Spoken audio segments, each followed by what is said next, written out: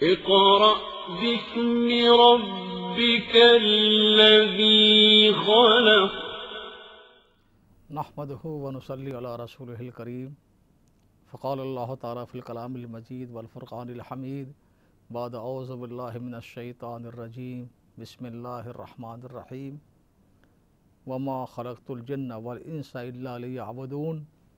وقال النبي صلى الله عليه وسلم إياك والتنعم فإن عباد الله ليسوا بمتنعمين أو كما قال عليه الصلاة والسلام.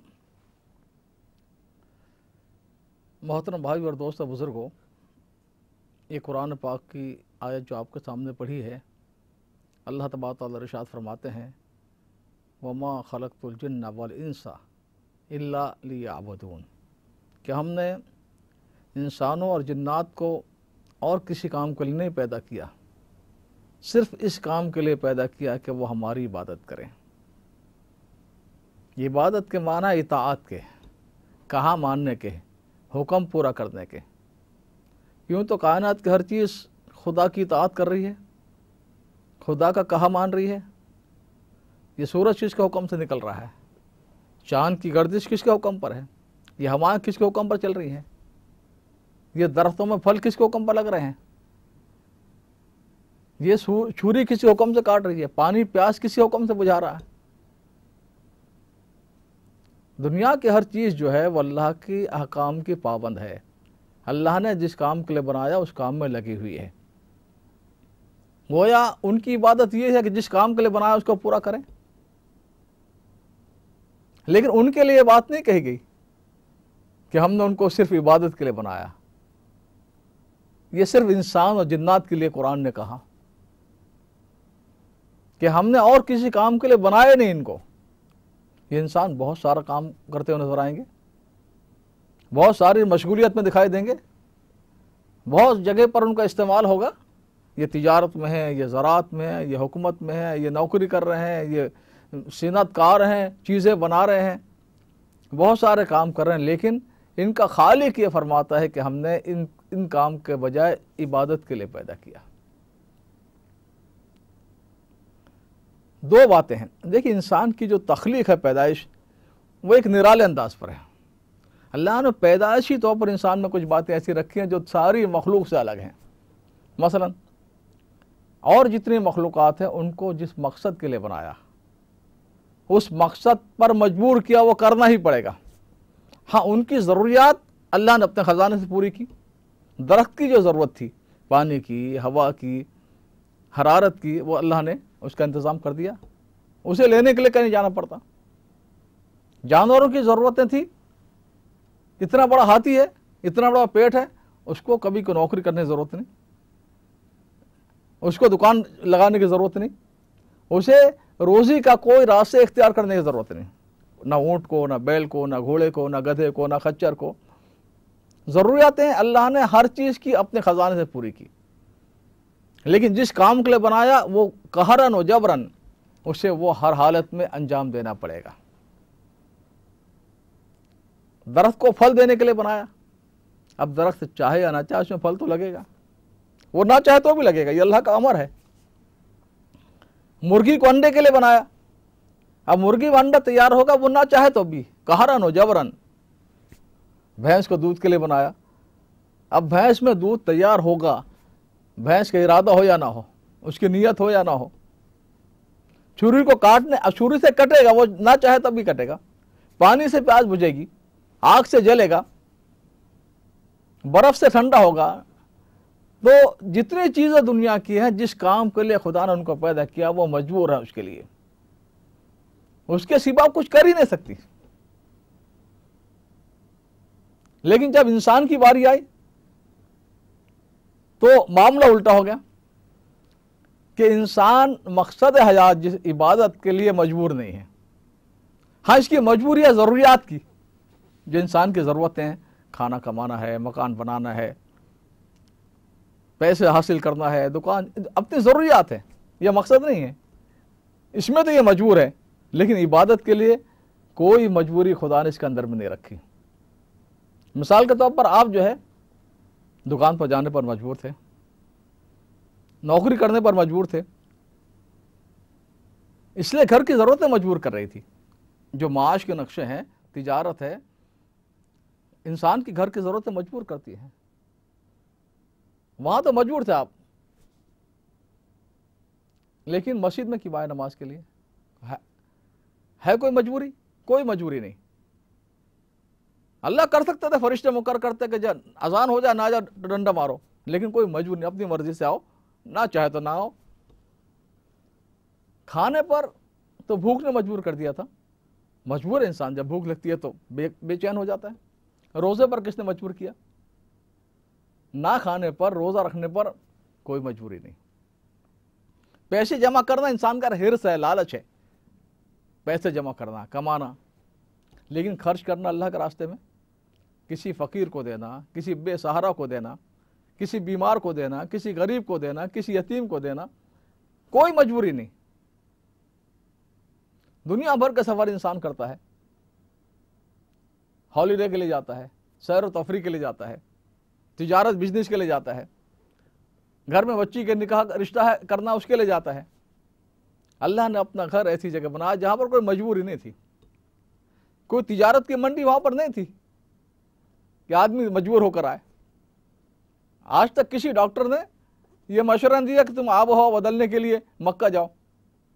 وہاں کی آب و ہوا ایسی نہیں تھی، سخت گرمی. تو اپنا گھر ایسی جگہ جہاں کوئی دنیاوی غرض نہیں تھی، بس اپنی مرضی سے جاؤ، اپنے ارادے سے جاؤ. تو انسان مجبور تھا ضروریات کے معاملے میں، لیکن مقصد کے بارے میں اللہ نے اس کو اختیار دیا ہے. یہ اس کی بڑی چیز. اور مخلوقات کو اختیار نہیں ہے، ان کو وہ کرنا ہی پڑے گا. فرشتوں تک کو اختیار نہیں ہے. جس فرشتے کو خدا نے رکوع میں ڈال دیا، اب وہ رکوع میں ہزاروں سال گزر گئے، لاکھوں سال گزر گئے، وہ سجدہ نہیں کیا اس کر سکتا، وہ قیام کھڑا نہیں ہو سکتا، وہ رکوع میں ہے. اور جس فرشتے کو سجدے میں ڈال دیا، وہ سجدے میں ہزاروں سال سے پڑا ہوا ہے. تو فرشتے بھی مجبور ہیں جس کام کے لیے بنایا. انسان کے اندر کوئی مجبوری نہیں رکھی. اس لیے انسان کا عبادت پر آنا، خدا کے امر اور حکم کو پورا کرنا، یہ سب سے بڑھ کر ہے. یہ اشرف المخلوقات بنایا، ساری مخلوقات میں سب سے اعلیٰ اور بڑھ کر. کیوں؟ کہ اس کے اندر مجبوری نہیں پھر کر رہا ہے. ہمارا نماز پڑھنا، ہمارا کھانا پینا ایسا جیسا فرشتوں کا نماز پڑھنا. وہ نماز پر مجبور، ہم کھانے پر مجبور. وہ عبادت پر مجبور، ہم سونے پر مجبور. اس لیے فرشتوں کا وہ مقام نہیں ہے. ایک مرتبہ حضرت جبرائیل علیہ السلام نے، جو اللہ کے مقرب فرشتے ہیں، سارے نبیوں کے پاس وہی لاتے رہے ہیں، بہت اونچا ان کا مقام، 2 رکعت نماز پڑھی، بہت خضوع کے ساتھ، دل لگا کر، استحضار کے دل کی حضوری کے ساتھ. ان کے ذہن میں آیا کہ الحمدللہ میں 20,000 سال میں 2 رکعت خشوع اور خضوع کے ساتھ، اللہ کے دھیان کے ساتھ. اللہ تعالیٰ نے فرمایا، اے جبرائیل، میں ایک ایسی مخلوق پیدا کرنے والا جو منٹ 2 منٹ میں 2 رکعت نماز پڑھے گی. تم نے تو بہت خشوع و خضوع کے ساتھ، دھیان کے ساتھ، دل لگا کر، وہ دنیا بھر کے خیالات میں، وساوس میں، نماز پہ کھڑے ہیں، پتہ نہیں دل کہاں ہے، خیالات کہاں ہیں. یہ ہوتا کہ نہیں ہوتا؟ انسان رکعتوں کی تعداد بھول جاتا ہے، کتنی رکعتیں پڑھی. تو جو بہت دنیا بھر کے خیالات میں، وساوس میں 2 رکعت نماز منٹ 2 منٹ میں پڑھے گی، لیکن ان کی وہ 2 رکعت تمہاری 20,000 سال کی 2 رکعت پر بھاری ہوگی. کیوں؟ کہ ان کے اندر مجبوری نہیں ہوگی. تم تو مجبور تھے، جو حکم دیا ہم نے کر رہے ہیں. ان کے اندر، انسان کے اندر کوئی مجبوری نہیں ہوگی، اس لیے وہ سب سے اشرف المخلوقات. اس لیے جب اللہ تبارک تعالیٰ نے ارادہ کے انسان کو پیدا کرنے کا، انی جاعل فی الارض خلیفہ، فرشتوں کو حکم سنایا کہ اب ہم ایک مخلوق پیدا کر رہے ہیں، انسان. اب فرشتوں نے دیکھا کہ انسان کے اندر کیا ہے. اللہ تعالیٰ نے بڑی طاقت ان کو دی ہے، بڑا شعور دیا ہے.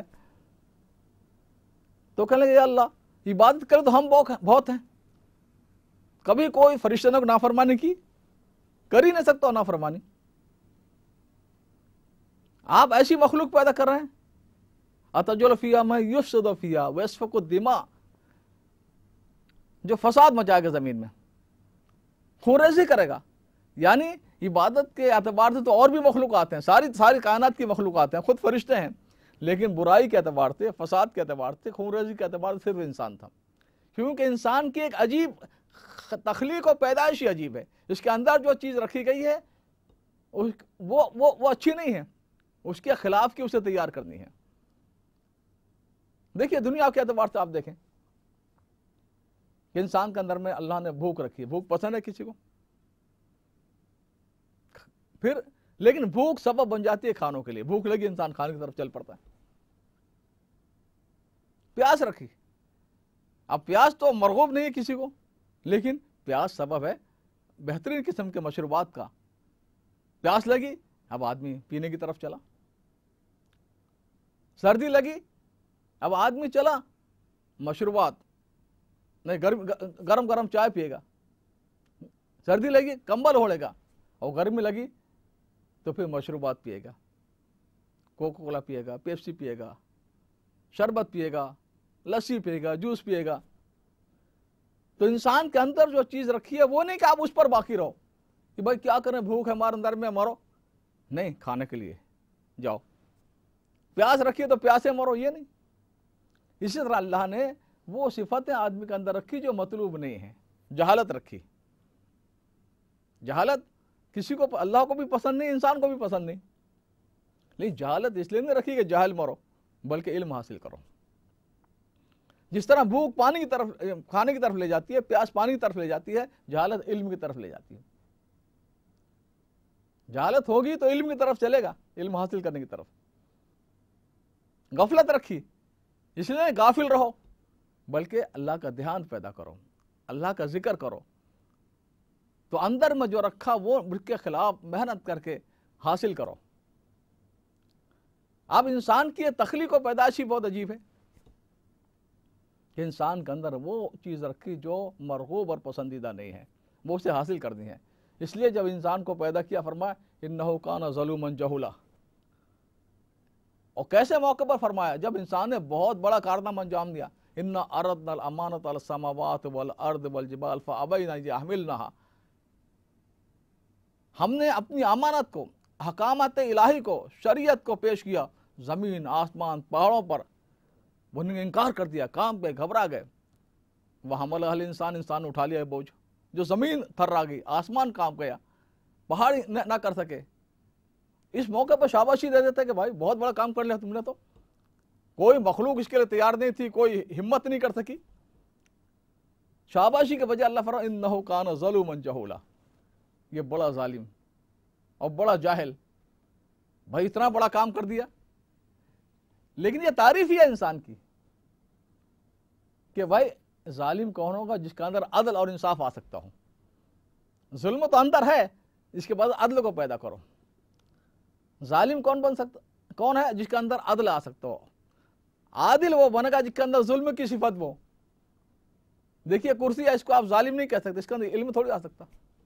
یہ گلاس ہے, یہ ٹیبل ہے, آپ اسے ظالم, یہ کیوں کہ اس کے اندر عدل آ ہی نہیں سکتا, انصاف آ ہی نہیں سکتا. اور جاہل وہ ہے جس کے اندر علم آ سکتا ہو. آپ دنیا کی ان دیواروں کو, ان پہاڑوں کو جاہل نہیں کہہ سکتے, جن کا اندر علم آ ہی نہیں سکتا. تو مطلب یہ انہ کان ظلوما جہولا, یہ تعریف ہی ہے انسان کی کہ جب یہ علم پر حاصل کرنے پر آئے گا, اس سے بڑھ کر عالم کوئی نہیں ہوگا دنیا میں. جب یہ عدل اور انصاف پر آ گئے, اس سے بڑھ کر عادل کوئی نہیں ہوگا, عدل اور انصاف کرنے والا کوئی نہیں ہوگا. تو اللہ تبارک تعالیٰ نے انسان کے اندر وہ صفت رکھی ان کی پیدائش میں. اور مخلوقات جو ہے وہ مجبور ہے اپنے مقصد حیات, جس کام کے لیے بنایا, پورا کرنے پر. اور انسان کو اللہ نے آزادی دی, آزاد ہے, جی چاہے کرے, جی چاہے نہ کرے. اس لیے اس کا بہت اونچا مقام ہے. اب اللہ نے انسان کے اندر میں جو چیز رکھی اس پر نہیں رہنا ہے. دیکھو انسان کے پیچھے دشمن لگائے گئے, شیاطین, اور کسی مخلوق کے پیچھے, درخت کے پیچھے لگائے, بندر کے پیچھے لگائے, گدھے, کتے, خچر, بیل, ان کے پیچھے کوئی شیاطین. صرف انسان کے پیچھے لگائے. بس جس کا دشمن جو ہوگا تو وہ دوست کو تلاش کرے گا. صحیح معنی میں جو دشمن ہو, عقل مند آدمیوں کا دشمن